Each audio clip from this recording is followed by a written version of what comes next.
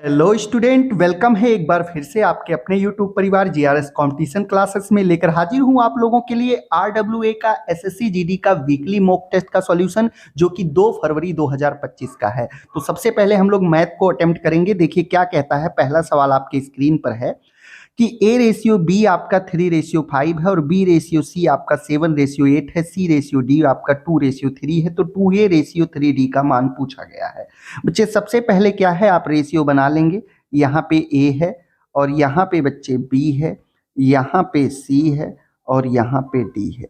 अब चारों रेशियो बना लेते हैं। A और B कितना है तो आप कहेंगे 3, 5 है, और B और C कितना है तो आप कहेंगे 7, 8 है। और बच्चे अगर मैं कहूँ C और D कितना है, C और D कितना है तो 2 और 3 है। ये लीजिए, ठीक है। आप लोग साथ वाला पोर्शन भर लीजिए।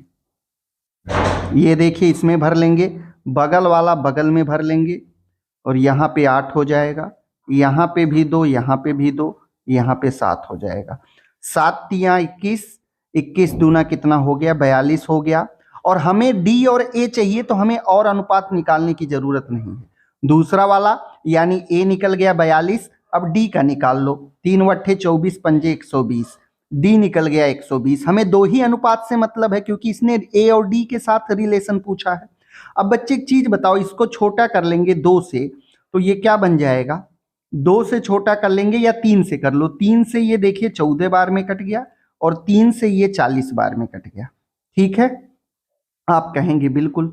अब बच्चे यहां से मैं इसको और छोटा कर सकता हूं कितनी बार में, देखिए यहां से इसको 2 सत्ते 14, 2 से ये 20, 7 20 का रेशियो आ गया। यानी ए बराबर 7 है, बी बराबर कितना है बच्चे, तो आप कहेंगे डी बराबर 20 है। तो इसने 2a और रेशियो डी पूछा था, तो अगर 1a 7 है तो 2a कितना होगा, 14 हो जाएगा।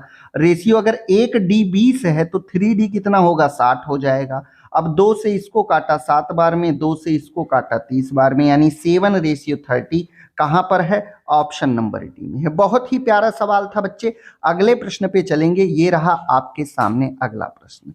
देखिए यहां पर क्या करना है, यहां पर वह सबसे बड़ी संख्या पूछा है जो 156, 181, 331 को विभाजित करने पर प्रत्येक स्थिति में 6 शेष। जब भी ऐसे प्रश्न आए मेरे दोस्त, सबसे पहले आप जो शेष आता है वो उस गिवन डाटा में से घटा लो। तो अगर 156 में से 6 घट गया तो पहली वैल्यू 150 आ जाएगी।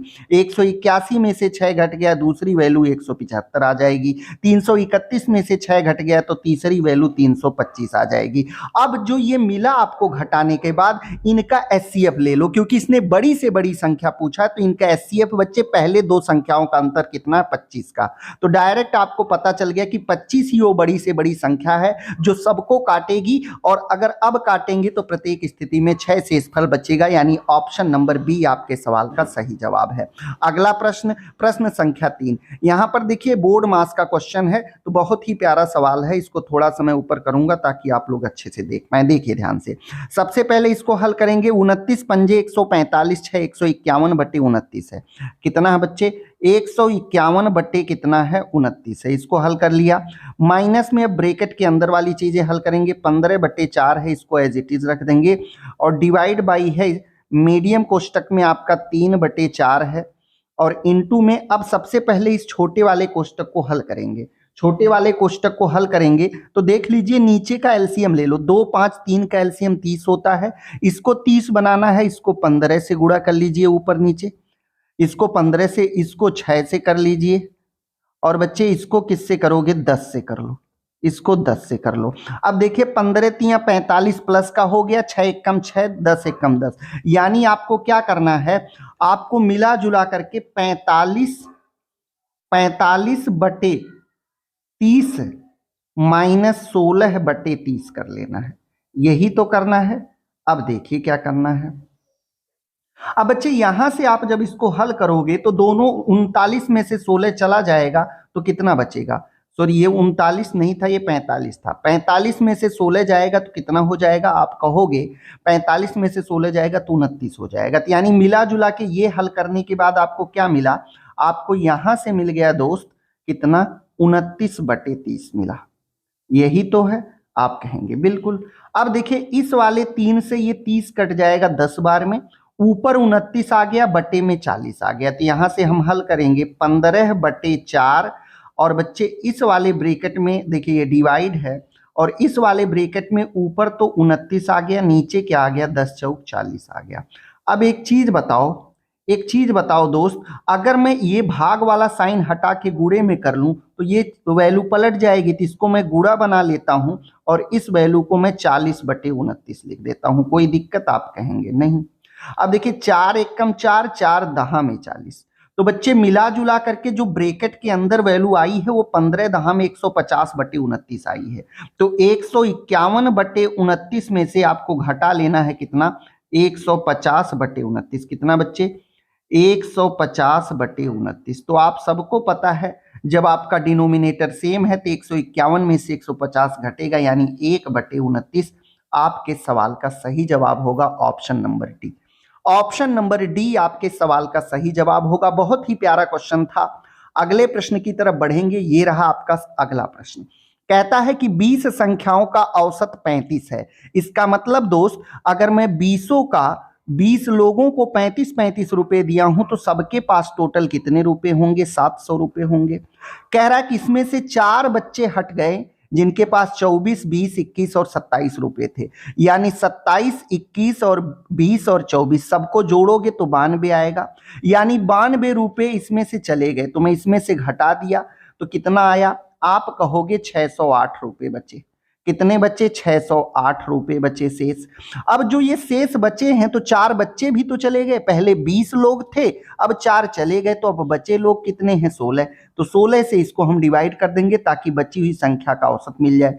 तो बच्चे यहां से आपका 16 तिया 48 बचा 12 128, 16 वट्ठे 128, यानी इन बची हुई संख्याओं का औसत कितना है, 38 है। ऑप्शन नंबर ए आपके सवाल का सही जवाब हो जाएगा। बहुत ही प्यारा क्वेश्चन था। अगला प्रश्न ये रहा, प्रश्न संख्या 5। क्या कहता है दोस्त कि 2 उम्मीदवारों ने चुनाव लड़ा, विजयी उम्मीदवार को वैध मतों के 52% मत प्राप्त हुए और वह 360 मतों के अंतर से जीत गया। यदि 10% मतों को अवैध घोषित कर दिया गया था तो डाले गए कुल मतों की संख्या कितनी थी। अब एक चीज बताओ बच्चे, टोटल मत हमने 100 मान लिया, बात को समझना, 100% माना, लेकिन ये 100% अभी कितना है, 10% आपका अवैध घोषित किया गया, तो ये 100 अपने आप में 90 का मान है। बात को समझना, ये 100 अपने आप में 90% है। अगर मैं कहूं कि इस 100 में से 52% एक पाया है, 52% एक पाया है, तो दूसरे ने कितना पाया होगा, 48 पाया होगा, तभी तो 48 और 52 जोड़ के 100 होता है। तो बच्चे कितने का अंतर है 52 और 48 में, अगर आप 52 में से 48 घटाओगे तो 4 का अंतर है। हमारे अकॉर्डिंग 4 का अंतर है, लेकिन वो कितने मतों से जीता, 360 मतों से। तो बच्चे एक का मान कितना हो जाएगा, 90 हो जाएगा। तो बच्चे 100 का मान कितना हो जाएगा, आप कहोगे 9000 हो जाएगा। लेकिन ये जो 100% है ना, ये अपने आप में 90 का मान है। अगर 90 वैल्यू का मान 100%, 90 वैल्यू का मान 9000 है तो 100 वैल्यू का मान कितना रहा होगा, कुल मत कितने रहे होंगे, तो आप लोग कहेंगे 10,000। क्योंकि जब अगर मैं कहूं 90 का मान बराबर 9000 है तो बच्चे 100 का मान कितना होगा, ये 90 का कितना है तो 100 गुना है, तो ये 100 का 100 गुना कितना हो जाएगा, 10,000 हो जाएगा, यानी 100 का मान 10,000 हो जाएगा। तो डाले गए कुल मतों की संख्या कितनी होगी, 10,000 होगी, जो कि ऑप्शन नंबर सी में है। बहुत ही प्यारा सवाल था। अगला प्रश्न रहा ये आपके स्क्रीन पर, देखिए क्या कहता है। कहता है कि 5% वार्षिक ब्याज की दर पे किसी निश्चित धनराशि पर प्राप्त ब्याज कितने वर्ष में उसका 3/8 हो जाएगा। कितने वर्ष में उसका 3/8 हो जाएगा। अब इस सवाल में आपको गुणा भाग करने की ज्यादा आवश्यकता नहीं है सर, 3/8 होने की बात की गई है। आप सबको पता है 1/8 का फ्रैक्शन मान क्या होता है, परसेंटेज मान, तो आप कहेंगे 12.5% होता है। 1/8 बराबर होता है 12.5%, तो 3/8 इसका 3 गुना होगा, यानी राशि को कितना बनाना है, 37.5 बनाना है। 37.5% बनाना है राशि को और 5 की दर से बनाना है, क्योंकि हर वर्ष 5% ब्याज मिल रहा है, तो इसी को 5 से डिवाइड कर दो बच्चे। अब देखो 5 सत्ते 35, 7 साल तो पूरे पूरे लगेंगे और 5 पंजे 25, यानी 7 साल और आधे साल, यानी 7.5 साल लगेंगे, जिसको आप ये कह सकते हो, जिसको आप 7 साल 6 महीने कह सकते हो। ऑप्शन नंबर बी आपके प्रश्न का जवाब। कोई दिक्कत परेशानी नहीं होनी चाहिए, सवाल को आप सही अप्रोच से करोगे तो बच्चे आंसर जल्दी आएगा। अगले प्रश्न पे चलेंगे। प्रश्न संख्या 7 क्या कहता है? देखिए बहुत ही प्यारा क्वेश्चन है। कहता है कि ए जो है बी से 20% अधिक दक्ष है। दक्ष का मतलब कुशल है। वे एक साथ काम करते हुए किसी कार्य को एक साथ कार्य करते हुए कितने समय में कार्य को पूरा कर लेंगे, जिसे अकेले ए 29 दिन में पूरा कर सकता था। बच्चे एक चीज बताओ, अगर मैं ए और बी की यहां से इफिशियंसी देखूं तो इसने कहा है ए बी से 20% अधिक है, तो 20% का फ्रैक्शन मान 1/5 होता। अगर बी 5 काम करता है तो ए इससे 1 ज्यादा करता होगा, 6 करता होगा। यही तो इसने कहा है। और इसने ये भी कहा है कि ए पूरे काम को 29 दिन में कर सकता था, तो पूरा काम कितना है? 29 गुणे 6 है, यानी 174 है। पूरा काम कितना है बच्चे? देखिए 6 9 54 के 4, ठीक है, 174 पूरा काम है, क्योंकि 30 छिंग 180 होता है, तो 29 छिंग 6 कम होगा 174, यानी कुल काम कितना है बच्चे? ये कुल काम है 174 यूनिट। ये बात आप लोग समझ जाना। अगर कुल काम 174 है तो पूछा है दोनों मिलके, यानी 6 5 11 की यूनिट से, तो टोटल 174 है। और ये लोग 11 की इफिशियंसी से करेंगे तो 174/11 दिन लग जाएगा। Option number B. Option number B आपके सवाल का सही जवाब है। बहुत ही प्यारा क्वेश्चन था। अगले प्रश्न पे बढ़ेंगे दोस्त। अगला प्रश्न ये रहा आपके स्क्रीन पर। देखिए क्या कहता है। 48 किलोमीटर प्रति घंटा की चाल से चलती हुई एक रेलगाड़ी उसी दिशा में 12 किलोमीटर प्रति घंटा की चाल से चलते हुए एक व्यक्ति को 18 सेकंड में पार कर लेती है, और विपरीत दिशा में चलती महिला को 12 सेकंड में पार कर लेती है। तो महिला की चाल क्या है बच्चे? एक चीज बताओ, जो रेलगाड़ी बच्चा 48 किलोमीटर प्रति घंटा चलेगी, उसकी मीटर प्रति सेकंड चाल निकालने के लिए 5/18 से गुणा कर लो। 5/18 से गुणा कर लो, ठीक है। अब देखो ध्यान से क्या करोगे। 5/18। अब यहां से एक चीज और आप कर सकते हो, पहले ये मत करो। 48 किलोमीटर प्रति घंटा की चाल से चल रही रेलगाड़ी उसी दिशा में 12 किलोमीटर प्रति घंटा की चाल से चलते हुए मनुष्य को पार करती है 18 सेकंड में। तो एक जब दोनों चीजें, अगर ट्रेन भी इधर जा रही है और आदमी भी इधर जा रहा है, यानी ये मैन है, तो दोनों एक ही दिशा में जब गति करेंगी तो इनकी जो सापेक्ष चाल होगी, ज्यादा में से कम वाली को घटा देंगे। तो ज्यादा वाली ट्रेन की 48 है और आदमी की बच्चे 12 है, तो सापेक्ष चाल इन दोनों का अंतर, यानी कि 48 में से 12 जाए तो यानी कि 36 किलोमीटर प्रति घंटा आ जाएगा। ये सापेक्ष चाल आ गई। अब इस किलोमीटर प्रति घंटा को क्या बनाएंगे बच्चे? मीटर प्रति सेकंड, यानी 5/18 से इसको क्या कर देंगे? गुणा। 18 दूनी 36, 2 पंजे 10, यानी जो रेलगाड़ी 36 किलोमीटर प्रति घंटा की स्पीड से चल रही थी, उसकी मीटर प्रति सेकंड चाल क्या आ गई? 10 मीटर प्रति सेकंड। ये रेलगाड़ी की चाल आ गई। अब बच्चे इसी 10 मीटर प्रति सेकंड की गति से चलते हुए आदमी को पार किया है इसने कितने देर में? 18 सेकंड में। तो 10 गुणे 18, यानी टोटल रेलगाड़ी 180 मीटर की। 180 मीटर यहां से रेलगाड़ी की डिस्टेंस आ गई बच्चे। एक चीज बता दो जल्दी से, अगर मैं बात करूं और विपरीत दिशा में चल रही एक महिला को 12 सेकंड में पार करती है, तो इसका मतलब कि रेलगाड़ी की जो है, रेलगाड़ी की यहां से आप लोगों ने ये देखा कि 12 सेकंड में पार करती है ना, यहां से 12 सेकंड में पार करती है। रेलगाड़ी की चाल क्या थी? 10 मीटर प्रति सेकंड थी। तो अगर मैं बात करूं बच्चे यहां से, तो कितना आ गया? 12 सेकंड में महिला को पार करती है। तो 12 से अगर 180 मीटर को मैं काटूं, बात को समझना, अगर 180 मीटर रेलगाड़ी जब महिला को पार करेगी तो केवल अपनी डिस्टेंस चलेगी, यानी कितनी देर में? 12 सेकंड में। तो 12 से अगर मैं काटूं इसको, तो रेलगाड़ी की यहां चाल कितनी आ गई? 15 मीटर प्रति सेकंड आ गई।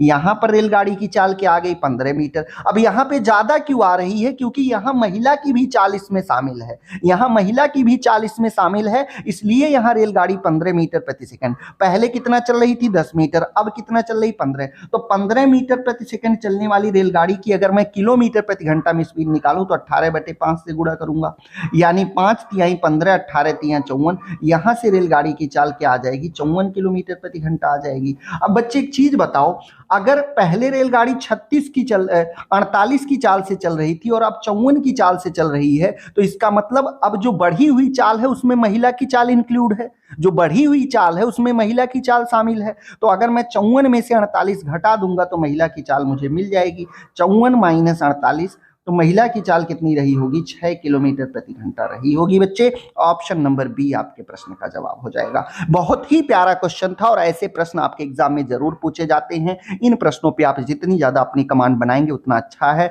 अगला प्रश्न आपका ये है, देखिए ये मेंसुरेशन का 1-2 क्वेश्चन जरूर देखने को मिल रहा है। एक गोले का वक्रपृष्ठीय क्षेत्रफल 154 वर्ग सेंटीमीटर है, गोले का आयतन ज्ञात कीजिए। बच्चे एक चीज बताओ, गोले का वक्रपृष्ठीय क्षेत्रफल होता कितना है, तो 4 पाई आर स्क्वायर होता है, 4 पाई आर स्क्वायर होता है, और इसका मान कितना दिया है तो 154 दिया है। बच्चे अगर मैं यहां से देखूं तो 2 से इसको 2 बार में काटूंगा, 2 से इसको 77 बार में काटूंगा, तो मैं कहूंगा बच्चे 2 गुणे पाई का मान 22/7 और गुणे में बच्चे आर स्क्वायर का मान बराबर में कितना है 77 है।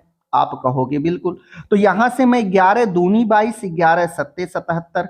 अब देखिए 7 जाकर के इधर गुणा कर लेगा तो आर स्क्वायर बराबर कितना हो गया 49/4 हो गया। अब यहां से r बराबर कितना हो जाएगा, ये दोनों वैल्यू रूट में आ जाएंगी, दोनों वैल्यू रूट में आ जाएंगी। 49 का वर्गमूल 7 और 4 का वर्गमूल 2, तो r का मान जो त्रिज्या आ गई उस गोले की वो 7/2 आ गई। अब अगर त्रिज्या बच्चे हमें मिल गई है तो क्या हम गोले का आयतन नहीं निकाल सकते, बिल्कुल निकाल सकते हैं। सर गोले का आयतन का फॉर्मूला क्या होता है 4/3 पाई r क्यूब होता है, तो 4/3 पाई का मान 22/7 और आर क्यूब का मतलब 7/2, 7/2 और 7/2, 3 बार लिखना पड़ेगा क्योंकि आर का क्यूब था। अब देखिए 1 7 से ये 7 कट गया, 2 दूनी 4 से ये 4 कट गया। अब बच्चे यहां से आपने देखा कि 2 से इसको काटूंगा तो 11 बार कट गया, तो 49 गुणे 11 कर लो, 11 9 99 के 9 कैरी गया 9, 11 चौक 44 9 53, 539 टोटल और बटे में क्या आ गया 3, ये 53 है बच्चे, ये गलती मत करना। अब इसको काटोगे इससे तो कितनी बार में कटेगा 3 एकम 3, बचा कितना 2, 3 सत्ते 21, बचा कितना 2, 3 9 27। 179 से कौन सा है, ऑप्शन नंबर डी है 179.7, ठीक है। क्यूब सेंटीमीटर या सेंटीमीटर क्यूब आपका क्या आ गया, इस गोले का आयतन आ गया। बहुत ही प्यारा सवाल था।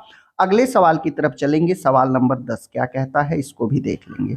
सर दो संख्याओं का लासा और मासा 90 और 15 है, दोनों संख्याओं का योग 75 है, तो बड़ी संख्या ज्ञात कीजिए। अब इसमें x वगैरह मानने की कोई जरूरत नहीं, साफ साफ दिख रहा है कि सर दो संख्याओं का जो लासा इंटू मासा होता है वो दोनों संख्याओं के गुणनफल के बराबर होता है। तो अगर लासा मासा इतना दिया है तो मैं कहूंगा दोस्त ए बी का मान कितना होगा, 90 को 15 से गुणा कर लो, 15 9 में 135, यानी उन संख्याओं का गुणा करने पर हमें कितना मिलना चाहिए 1350 मिलना चाहिए। और दोनों को जोड़ने पर कितना मिलना चाहिए, दोनों को जोड़ने पर कितना मिलना चाहिए, तो आप कहोगे दोस्त 75 मिलना चाहिए। तो दोनों चीजें आपको यहां मिल गई हैं, तो आप क्या करोगे बच्चा, देखो अपने मन से ही ले लोगे। अगर मैं 90 उठाऊंगा तो 90 का कोई अस्तित्व नहीं, अगर मैं बड़ी संख्या को 45 मान लेता हूं तो 45 में मैं बच्चे कितने का गुणा करूंगा, 45 में क्या जोड़ दूं कि 75 आ जाए, तो आप कहोगे सर बी जोड़ने पर यानी कि 30 जोड़ने पर 75 आएगा।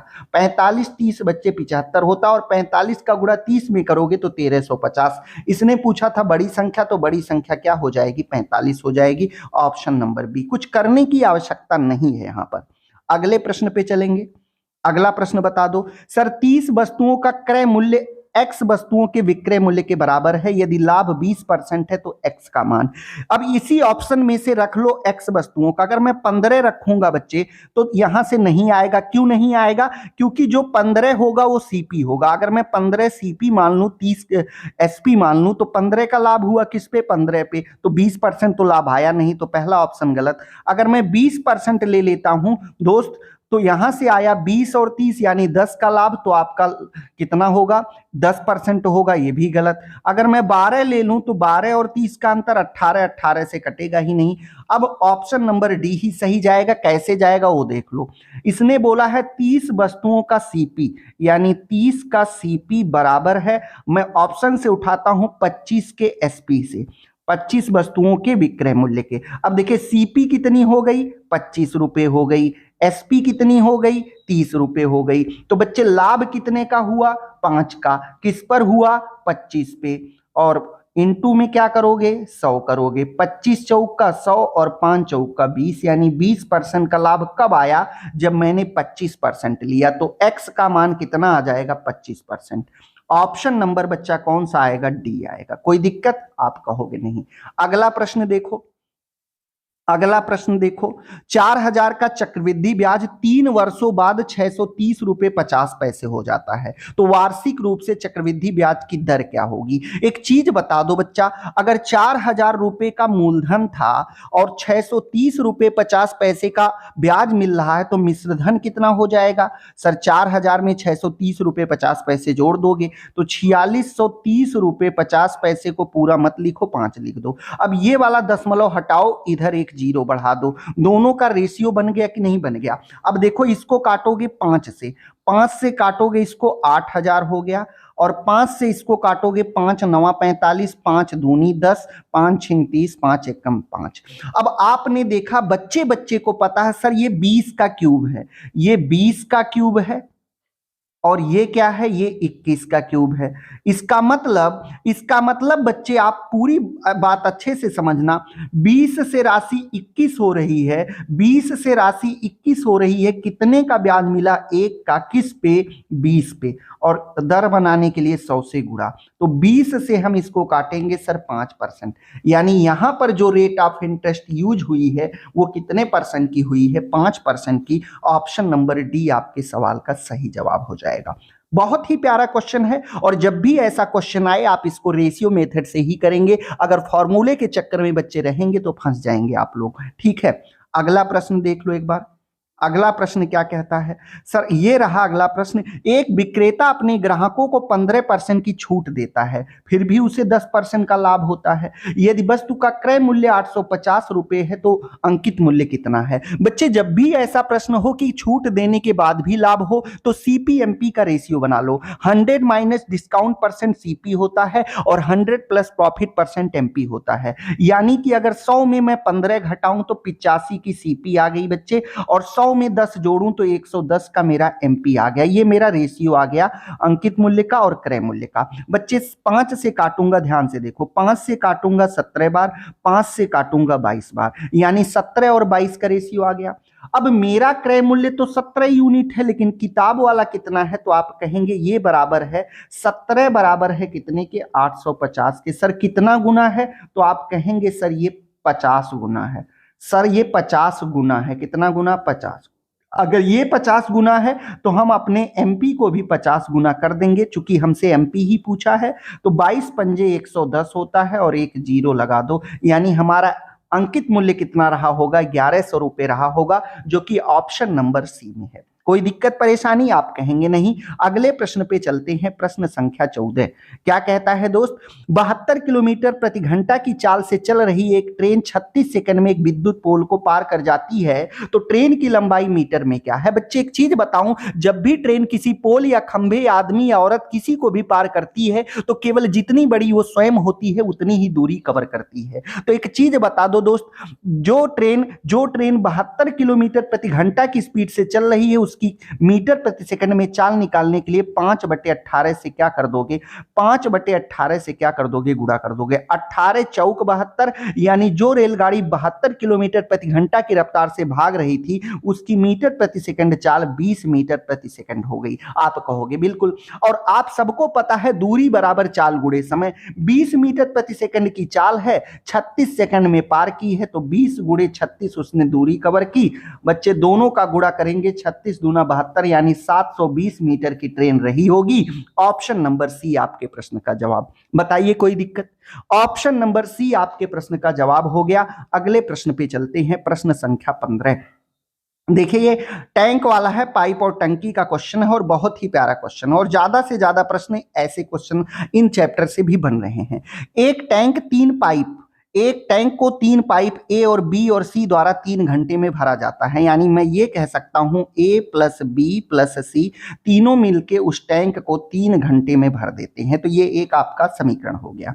पाइप, अब दूसरी बात इन्होंने ये कही है पाइप ए पाइप सी से 6 गुना तेज है और पाइप बी से 2 गुना तेज है। पाइप बी और सी द्वारा टैंक भरने में कितना समय लगेगा? कोई दिक्कत नहीं, एक चीज बता दो, अब रेशियो बना लो बच्चे, ए बी और सी। अब इन्होंने जो कहा है उस पे आप गौर करो। क्या कहा इन्होंने? ए जो पाइप ए है सी से 6 गुना, अगर मैंने सी को 1 मान लिया बच्चा तो ए इसका 6 गुना है, यानी ए कितना हो जाएगा? 6 हो जाएगा। और ए बी का 2 गुना है। अब किसको 2 से गुणा करोगे तो 6 बनेगा, किस वैल्यू को 2 से गुणा करोगे तो 6 बनेगा? तो आप कहोगे 3 को, यानी बी कितना हो गया? 3 हो गया। यही तो इन्होंने कहा था। अब देखिए तीनों की इफिशियंसी निकल गई, ये तीनों की इफिशियंसी का अनुपात है बच्चे, याद रखना। यानी कि ए भरता है 6, बी भरता है 3, सी भरता है 1, तो तीनों मिलके कितने भरेंगे? 6 3 9 1 10। बच्चे 10 भरेंगे और तीनों 3 घंटे तक भरे हैं, इसका मतलब टंकी कितने की है? 10 गुणे 3 यानी टोटल 30 लीटर की टंकी है। वो टंकी कितने की है बच्चा? 30 लीटर की है। अब एक चीज बता दो, इन्होंने कहा बी और सी से भरवाना है, बी और सी की इफिशियंसी 3 और 1 4 की गति से भरवाना है। तो बच्चे 30/4 कह लो या 15/2 कह लो। 15/2 का मतलब 7.5 घंटे लगेंगे, 7 सही 1/2 यानी option number A. Option number बच्चा ए हो गया। यहां पर देखो 3 नहीं है, यहां पर ए है। ऑप्शन नंबर ए आपके प्रश्न का सही जवाब है। बहुत ही प्यारा क्वेश्चन था। अगला प्रश्न देख लो जरा, अगला प्रश्न देख लो और बहुत ही शानदार क्वेश्चन है कि a बराबर 1300 है और b बराबर 1450 है, तो b a से कितना लगभग अधिक है? तो कोई दिक्कत नहीं, यहां से घटा लो, कितना अधिक है b a से? आप कहोगे 150 अधिक है। किससे? तो आप कहोगे 1300 से। और परसेंट बनाना है तो 100 से गुणा, 2 जीरो से 2 जीरो कट गया, 13 से काट लो, 13 एक कम 13 बचा कितना? 2 20, 13 एक कम 13, 11 से केवल एक ही ऑप्शन चालू है, कौन सा? सी। 11.54% अधिक है। ऑप्शन नंबर सी आपके प्रश्न का जवाब। बताइए कोई परेशानी? अगले प्रश्न पे चलेंगे। ये रहा आपका अगला प्रश्न। क्या कहता है दोस्त? कहता है कि एक घड़ी को 2000 रुपए में बेचने पर दुकानदार को 20% का नुकसान होता है। अगर घड़ी 3000 में बेची जाए तो कितना लाभ या हानि होगी? बच्चे एक चीज बताओ, कोई भी चीज अपने आप में 100% होती है मेरे लाल मेरे दोस्त। अगर 20% की हानि हो गई है तो जाहिर सी बात है आपने उसे 80% पे बेचा। आपने 100 वाली को 80 पे बेचा, लेकिन 80 में नहीं बेचा बल्कि कितने में बेचा? 2000 में बेचा। तो मैं क्या कहूंगा, एक जीरो से एक जीरो कट जाएगा, मेरा 1% का मान कितना आ जाएगा? 8 से 200 को काटूंगा 25, मेरे 1% का मान 25, तो मेरे 100% का मान कितना आ जाएगा? 2 जीरो बढ़ा दूंगा यानी 2500। यानी वो वस्तु रही कितने की होगी? उसका सीपी कितना रहा होगा? 2500। आपने उसको बेचा कितने में बच्चा? 3000 में आगे दिया है, तो लाभ कितने का हुआ? आप कहोगे सर 500 का लाभ हुआ। और किस पे हुआ? 2500 पे हुआ। और परसेंट बनाने के लिए 100 से गुणा, 2 जीरो से 2 जीरो, 25 दूना 50 यानी 20% का लाभ हुआ। 20% का लाभ हुआ बच्चे। ऑप्शन नंबर डी आपके प्रश्न का जवाब है। कितने परसेंट का? 20% का लाभ हुआ। अगले प्रश्न पे बढ़ेंगे। ये रहा आपके सामने अगला प्रश्न, ध्यान से देखेंगे। बहुत ही प्यारा क्वेश्चन है बच्चे। देखिए क्या कहता है कि किसी व्यवसाय में ए और बी के निवेश का अनुपात 14:15 है। वर्ष के अंत में उनके लाभ का अनुपात 2:5 है। यदि ए ने 3 महीनों के लिए राशि का निवेश किया तो बी ने कितने समय तक निवेश किया वो बताना। बहुत ही प्यारा क्वेश्चन। अब एक चीज बताओ, अगर मैं ए और बी का यहां पर देखूं निवेश का अनुपात, तो निवेश का अनुपात 14 और 15 है। इस बात से सहमत हैं? ये मैं निवेश लिख दे रहा हूं ताकि आप लोग इन्वेस्टमेंट का मतलब रेशियो है, तो यहां से इन्वेस्टमेंट आपकी आ गई। अब देखिए इनका लाभ का अनुपात कितना है? 2:5 का है। तो प्रॉफिट का अनुपात कितना है? 2 और 5 का है। एक चीज बताओ, इन्होंने साफ साफ कहा है कि ए ने बच्चे कितना, यहां पर 2 लिख लो, यहां पे 5। ए ने 3 महीनों के लिए ही राशि को निवेश किया था। तो बच्चे आप सबको पता है, अगर मैं कहूं 14 रुपए की राशि 3 महीने तक ही ए ने निवेश किया था, तो ए को केवल 42 यूनिट मिलना चाहिए। ए को 42 यूनिट मिलना चाहिए। अब एक चीज बता दो बच्चा, हमारे अनुसार ए को मिल कितना रहा है? 2। लेकिन यहां पर कितना है 42। सर कितना गुना है, आप कहोगे 21 गुना है। अगर ए को 21 गुना मिला है लाभ, तो बी को भी 21 गुना मिलना चाहिए, तो इसका 21 गुना कर देंगे, तो यहां पर जो वैल्यू आ रही है वो 105 आनी चाहिए, 21 पंजे 105 आनी चाहिए।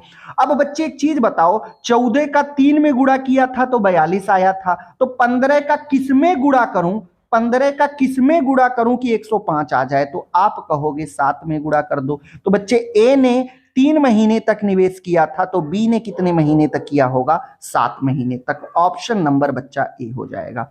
ऑप्शन नंबर ए आपके प्रश्न का सही जवाब हो जाएगा। बहुत ही प्यारा क्वेश्चन था। अगले प्रश्न पे चलेंगे। अगला प्रश्न ये रहा आपके स्क्रीन पर। ए और बी की वर्तमान आयु का अनुपात 3:5 है। अब से 5 वर्ष बाद उनकी आयु का अनुपात 13:20 हो जाता है, तो बी की वर्तमान आयु पूछा है। जब भी ऐसा क्वेश्चन बने आप एक्स वाई मत मानो, सबसे पहले लिख लो वर्तमान आयु कितनी है। आप कहेंगे ये ए है, ये बी है। वर्तमान आयु कितनी, यहां पे मैं वर्तमान लिख दूं ताकि आप लोगों को दिक्कत ना लगे। ठीक है, ध्यान से देखिए। और बाद में कितना हो जाता है, 13:20 हो जाता है, 13 हो जाता है, ये 20 हो जाता है। कितने साल बाद, 5 साल बाद, तो 5 5। अब क्रॉस मल्टीप्लाई कर लो, इसका इसमें कर लो बच्चा और इसका इसमें कर लो। ठीक है, जब दोनों का गुणा करोगे तो 20 पंजे 100, 13 पंजे 65। 100 माइनस 65 कितना होगा सर, 35 होगा। यहां पे 35 आ गया।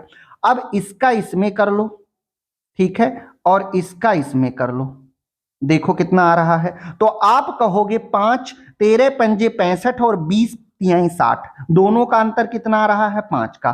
5 यूनिट बराबर है 35 के, तो 1 यूनिट बराबर होगा 7 के। 1 यूनिट बराबर होगा 7 के। तो बच्चे इसने हमसे बी की वर्तमान आयु पूछी है। बी की वर्तमान आयु कितनी थी, 5 यूनिट थी, तो 5 गुणे 7 यानी बी की वर्तमान आयु 35 वर्ष रही होगी। कितने वर्ष रही होगी दोस्त, 35 वर्ष रही होगी। ऑप्शन नंबर बी आपके प्रश्न का सही जवाब है।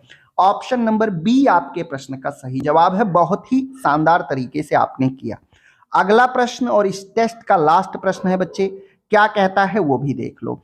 कहता है कि एक व्यक्ति 48 किलोमीटर प्रति घंटा की चाल से 48 किलोमीटर की दूरी 8 किलोमीटर प्रति घंटा की चाल से। तो बच्चे ध्यान से देखो, अगर 48 की दूरी 8 की चाल से चलोगे तो आप कितने घंटे लोगे, 8 6 48, 6 घंटे लोगे। प्लस उसके बाद क्या हुआ, 36 किलोमीटर की दूरी 18 किलोमीटर प्रति घंटा की चाल से। अगर आप 36 किलोमीटर जाओगे और 18 की चाल से जाओगे तो 2 घंटे लगेंगे। यहां पर दूरी कितनी थी, 36 किलोमीटर। प्लस अब देखिए 16 किलोमीटर की दूरी 8 किलोमीटर प्रति घंटा की चाल से। तो बच्चे अगर 16 किलोमीटर चलना है और 8 किलोमीटर प्रति घंटा की चाल से चल रहे हो तो फिर कितने लगेंगे, 2 घंटे। और ये दूरी कितनी थी, 16 थी। बस यही आप लोगों का हो गया, क्योंकि औसत चाल बराबर होता है कुल दूरी बटे कुल लगा समय। तो कुल दूरी कितनी हो गई, 48, 36 और 16 को जोड़ोगे तो 100 किलोमीटर हो गई। और कुल समय कितना हो गया, 10 घंटे। तो 10 से 100 को काटोगे दोस्त तो 10 किलोमीटर प्रति घंटा इसकी क्या आ गई, एवरेज स्पीड आ गई, जो कि ऑप्शन नंबर बी में है। बहुत ही शानदार, जबरदस्त बच्चे, ये था आज का मॉक टेस्ट का सॉल्यूशन। बाकी का सॉल्यूशन आप लोगों को मैम करवाएंगी सारे सब्जेक्ट का, तो आप लोग उस क्लास को भी अच्छे से देखना ताकि आप लोगों का अच्छे से रिवीजन हो सके। चलते हैं, फिर मिलेंगे, तब तक के लिए टेक केयर। जय हिंद, वंदे मातरम।